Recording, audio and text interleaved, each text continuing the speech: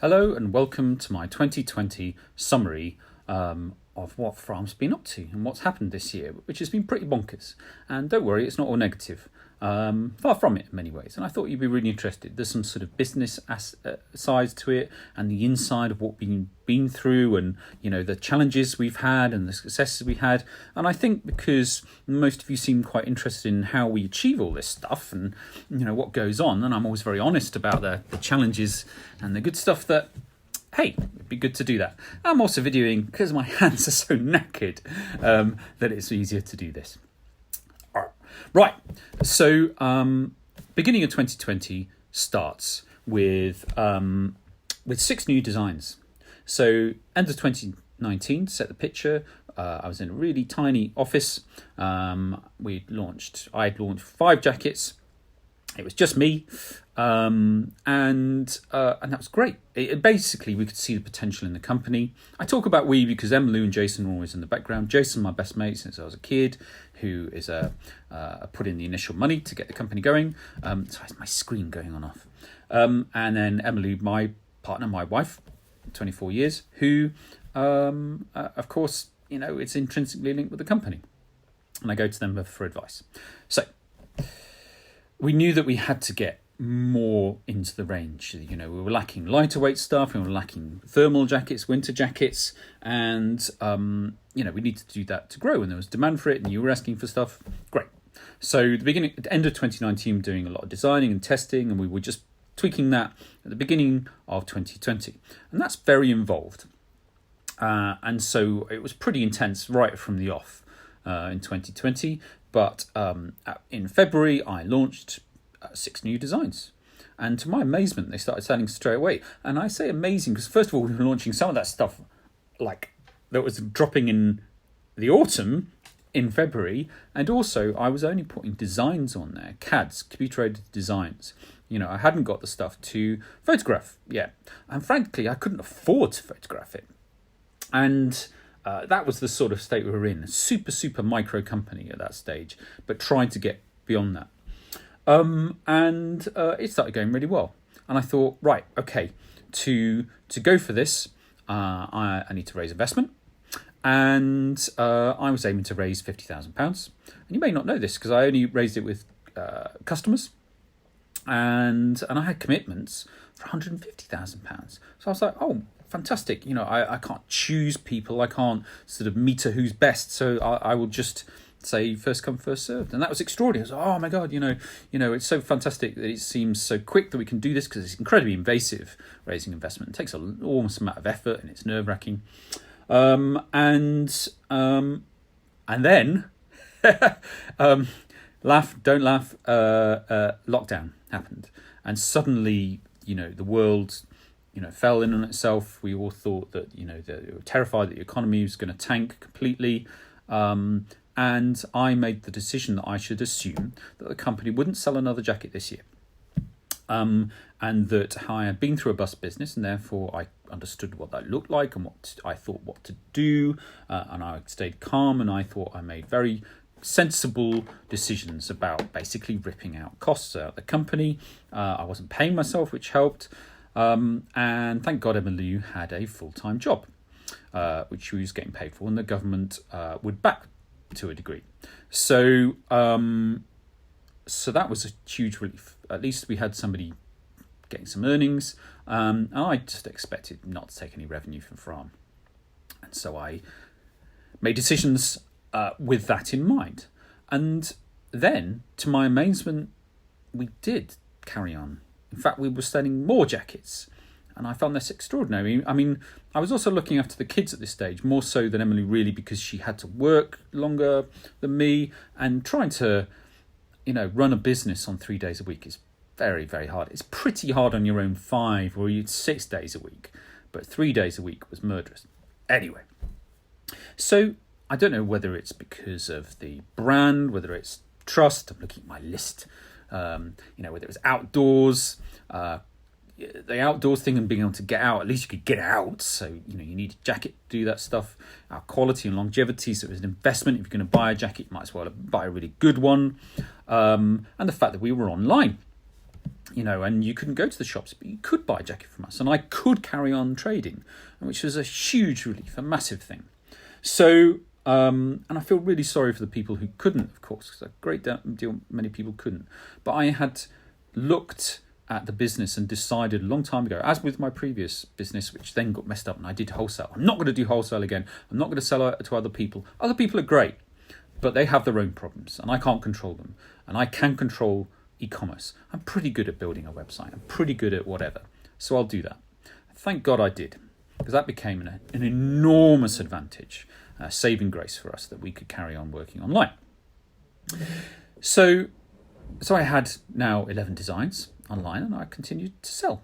And that was really amazing. And the great irony of all this was I'd ripped out costs. So now we were profitable. So I was actually doing better as a business through COVID, which I felt really guilty for, actually, but not guilty enough not to do it, obviously. And it always helps if you're giving money to charity to offset a certain amount of guilt. At the end of the day, got to pay the bills. So then what happened was it started not going well. And that was simply because I was the resource. All this depended on me doing everything. There was no money spent on anything else. And I was just becoming incredibly exhausted. And I know that exhaustion can cause problems. It can cause mental and physical health problems. And I wasn't getting to that stage. But I was just enormously frustrated, because running a business, you have to do the basics. There are certain things which may not add value to the company. You just have to do. You've got to do your VAT return, etc., etc. So that was really the only stuff I could get to. I just couldn't get on top of the marketing, telling you about stuff, photography, all that kind of stuff. In many cases, I couldn't do photography. And then it started to get a little bit better. I did do the photography, and, we were just sort of ticking along. And so Emmylou and I decided to make a huge decision. And that was really potentially, and is, life-changing. I don't want to overstate this, and I don't want to understate it. We just thought, hang about, there seems so much potential, and we don't want to let this company just die or fizzle out or just not get where it needs to be. And we haven't got, the cash. I don't feel we should spend the cash on this. But what if Emmylou, who's so similar to me but so different from me, could enable me to do the things I do best? So Emmylou is a completer. She is somebody who gets things done. She's an operations person. She will find a way. She is an ex-film producer. She's used to dealing with problems and nailing. Great. And I trust her implicitly, which is very important. And nobody's going to work harder in the company than her, somebody who also is intrinsically connected to the company. So great, that would be an advantage. But a huge disadvantage was that wage that was in a way guaranteed was going. We were giving up a wage at a time when a lot of people were very, very grateful to have a job. We were grateful to have that job in the household. So it seemed, a lot of people told us we were out of our fucking minds. But sometimes you've got to take risks. In the meantime, Emmylou would hopefully release me to do the design and the marketing, creative and stupid videos like this, and go out there and have ideas and strategy and the stuff I'm better at. I'm thinking out there. Emily's thinking there. So we were yin into the yang. She understood the company. Great, let's see what happens. And something incredible happened. And I just can't tell you how important and how incredible it is when something where you really risk your arse and it actually works. Because we quadrupled sales almost overnight. I mean, we flipped into September and just went boom. I couldn't believe it. Honestly, we just had a huge September. That was the first real month Emmylou had been in the business.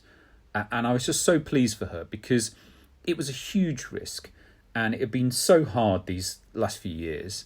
And we took I was so grateful to her and so impressed by her, going along with this theory. And then it worked. It was working incredibly well, way, way better than I had predicted. And we've had an incredible autumn. And so, wow, we're a different business. And we could pay ourselves a wage. and so we had to, because we'd taken all our income out to do this risk, and so we had to pay ourselves something, and we could still make money. Wow, holy shit, what a different company it was in that space. Now my problem was I had to sell all these jackets, because I had all my production from the spring, and you've been very patient with this, thank you, like this tartan work shirt had all been moved from between August and November. I had to launch all these products within much shorter time periods than I expected. And so you may have felt this, bang, this thing, the next thing. And it's a lot of work for one little monkey to do. So, but that was exciting. We had a lot of stuff to talk about. What are those products? So it started with the classic Harrington. It was my improved, higher quality take on the classic Hollywood Harrington, the Elvis and James Dean wore, etc. And I just wanted to take, absolute rock solid classic and just tweak it up to 11. And then the lightweight tartan work shirt, which has gone really well, and stretch denim work shirt, which sold out entirely. And that's now back on sale. Did a limited edition camouflage utility field jacket, and I called it Endor Camo, because it just really reminds me of the camouflage smocks that Luke and Leia and Han wear in Return of the Jedi, if you're into that sort of thing, which I very much am. And it's this wonderful fabric, and it's a bit heavier than normal stuff, and I love that jacket. And then, to my amazement, Johnsons of Elgin in Scotland agreed to work with us to make scarves to begin with, and we're going to be doing more with them next year. And that was a huge honour. I mean, they are real heroes of UK manufacturing. So hey, now we're making something other than jackets, and next year we'll be doing more of that. And then the Ventile thermal field jacket. I'd always wanted to work with Ventile, and I really wanted to make a thermal version of the utility field jacket, and to do something really smart and crisp with that. It's a beautiful jacket, and that has gone very, very well.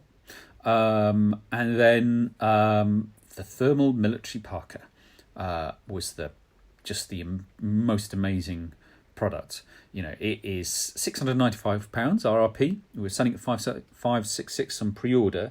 That is not to be sniffed at. Now, there's parkas out there at £1,000, £1,200, etc. Which I don't think are as good, and I absolutely believe that. In fact, I think you'll be hard pressed. Genuinely think you'd be hard pressed to find a better parka. And you know what? People agreed. The reviewers agreed. We got press. Well Dressed Dad said it was the best thing we've ever done, and we sold out entirely on pre-order. Incredible, and notification. So turn my volume down. So I've completely distracted now. So the parka went incredibly well, and I tell you, that's a big risk, that garment. There's a lot of design and development cost and time put into that. A lot of sampling. I never felt we nailed the fabric and the design, and we went backwards and forwards on it because I really, really wanted to nail it, and then we suddenly did, and then it was so hard to get hold of the clasp because there's been so many problems with couriers and customs and stuff this year, and then we did, and then we nailed it, and just so happy. And now the parka for 2021, which is not arriving till November 2021, it is selling really well already again. And that's just super, super exciting. The Ventile too. Those two garments, the thermal garments, I was risking my arse on those garments. I'm overstating it. I was taking a risk on it, and they went really well. I just put a lot of effort into them. That's a better way of putting it. So, great. Now we've got the waterproof utility field jacket coming in February, and that's nearly sold out. Great, that's beautiful. That is Jason and Emily's best garment. They say it's the best garment we do. My favourite is the Ventile or the parka. I can't decide, but 'cause I like big chunky jackets. But they love the waterproof utility field. It's just so smart. It's got these amazing trims on it. And then the Four Seasons waterproof. So utility field is a heavyweight, really tough jacket, and the Four Seasons waterproof is a lightweight, packable version. So yeah, and there's a lot more coming next year. That is being or has been designed. That's super exciting. We're testing at the moment. I'm not going to make an enormous range. I will stop and slow down. There'll always be little tweaks and changes. I'm starting to bring in, new colours, like the Parker has got navy with yellow sort of highlights on it. Just being a bit more adventurous, because we've got people who want, interesting pop colours, as they're called, and some people want neutral colours. So it's all really exciting. Like, it's getting big, and what's interesting is I'm starting to recognise that feeling of when you're on a train, when you can feel things happening, really exciting things. And of course, I have the knowledge now of how not to fuck it up in terms of putting too many costs into stuff and not suddenly changing your production and all this kind of stuff. And so I'm a much more mature business person, I feel. But it's great to feel that when we're like, wow, we're really motoring. And that has changed my ambition. And that's really interesting coming into the end of the year. Is at the beginning of the year, I was still very much thinking and talking about, this is a family business, I want to be really small. And I don't want to be a huge global corporation. I always want to be a kind business. But I do want to be bigger now. I want to see where we can take this. And I think that's super, super exciting. And the fact is, it's there now. I can feel the momentum. I can see the desire. There aren't many people who know FRAHM exists. And what we need to do is get out there and tell them, because we make better jackets. I genuinely believe that. I would not be in this business. I would not be doing what I do unless I felt I was making really good stuff. I was really proud of, that would beat the big brands. I keep talking about the big brands because the big brands piss me off. They take the piss with what they make, with their margins. It really, really angers me. It's one of the reasons I started FRAHM and wanted to make my own jackets. It's because you are spending money, or being asked to spend money on things that aren't worth it, and also are quite often immoral. And I don't want to do that. So, what else? We're moving office next week. So we moved into this office the 1st September, expecting it to, last at the end of 2021 or whatever. And we've grown so fast that we're already at that point, way beyond that point. I mean, we are absolutely jammed in. You can see I'm surrounded by the Stag Beetle boxes for the thermal jackets.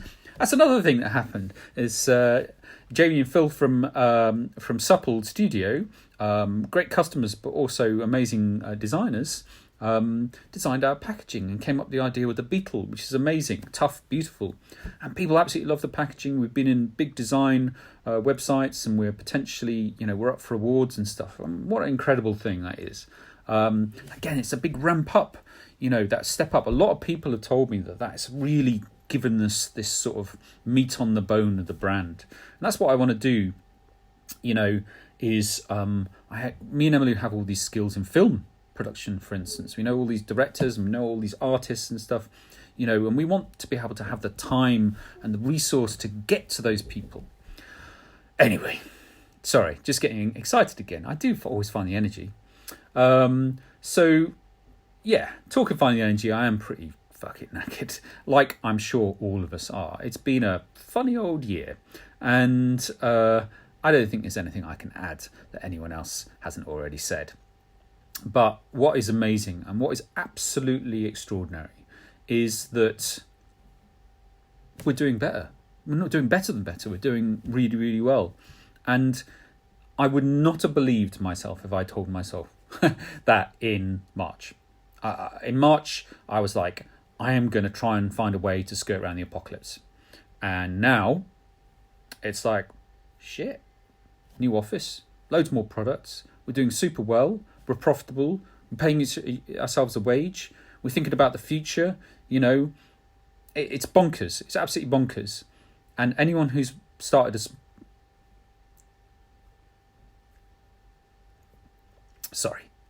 emotional chat. Anyone who started a new business and risked their ass to start it and has taken risks to find out if they can make it work, and then it works, will know how much it means. I mean, this is our life, and it's working. Anyway, I'm going on now. I'm more frazzled, so I'm more emotional. I just can't believe it. It's amazing. And thank you. Thank you so much. It's absolutely amazing. Oh, Jason's going to laugh at me. I can't tell you what an amazing thing it is in this year of all years to get this far. I literally can't believe it. I can't compute it. So I hope you're okay. And I'm going to have to leave it there. And do look after yourself, and I'll see you in the new year. Take care. Bye.